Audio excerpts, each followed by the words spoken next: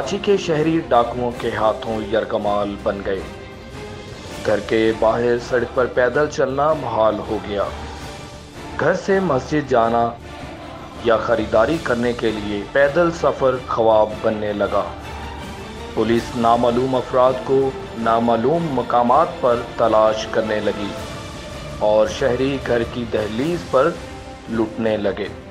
BBC city news के नाजरीन अपनी स्क्रीन पर देख सकते हैं कि किस तरह एक बुजुर्ग शहरी को घर से निकलते ही लुटेरों से पाला पड़ गया।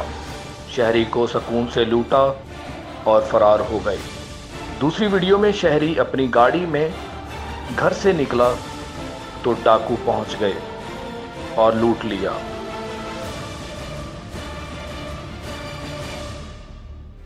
तीसरी वीडियो में डकैत गैंग की नई नस्ल एक फैमिली को होटल में खाना खाते चूना लगा गई।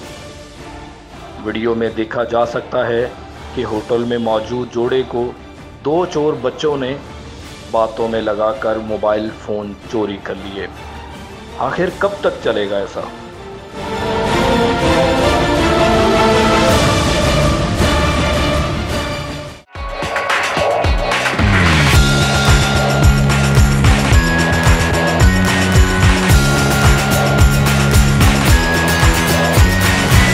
आप देख रहे हैं BBC सिटी न्यूज़।